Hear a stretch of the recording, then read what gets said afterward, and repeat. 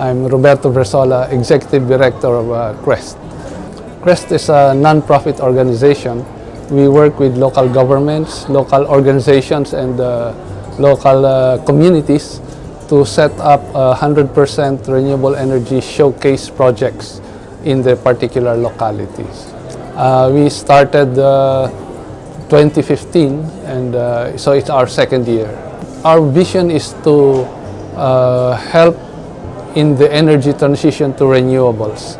We see that it is going quite slowly, and we want to hasten this transition to phase out non-renewables, in particular fossil fuels and also nuclear, if it's going to be introduced here. And we want to make the transition to renewables as quickly as possible. Some renewable technologies are already market-driven, meaning we are already at the beginning of the transition, and this is already being driven by people simply wanting to buy more and more of, let us say, solar. And it's a matter of basically just bringing down the prices further and removing all those barriers that keep people from shifting to solar. In other technologies, they still need some government action, positive action, in order to push the renewable technologies forward, like in the case of wind and also hydro and biomass. Then you need some special government action. In solar, what we need from the government is to keep the barriers which still exist against solar, to remove them, and to make sure that basically the solar market can take over, and people can just shift to solar, use the energy from solar, and then whatever surplus they have, they should be able to share it with others through the grid, and then have some credits for this surpluses shared with the grid.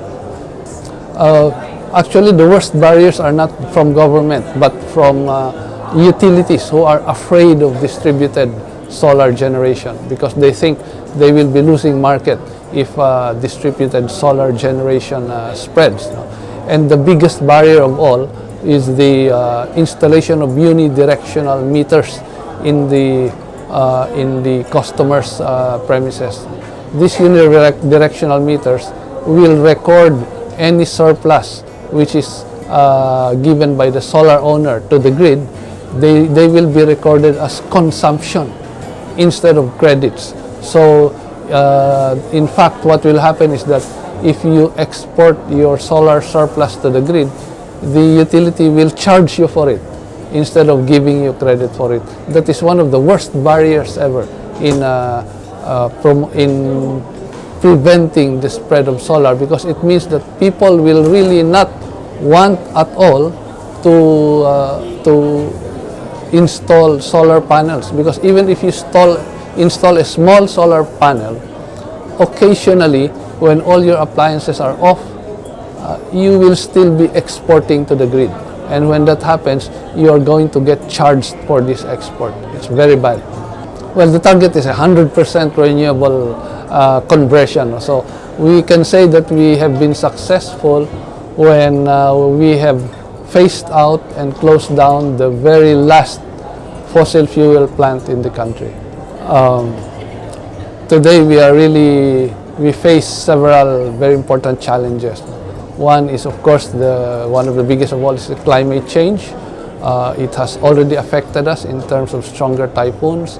It will get worse in the future, and this has been caused by our reliance on fossil fuels. There is also this challenge of energy security.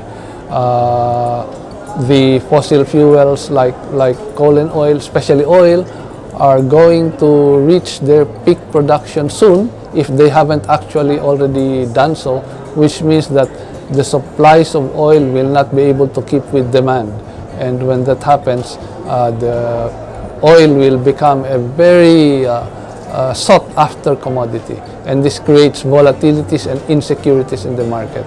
So these two big challenges before us, climate change and oil insecurity, the best way to deal with this is to shift to renewables as soon as possible.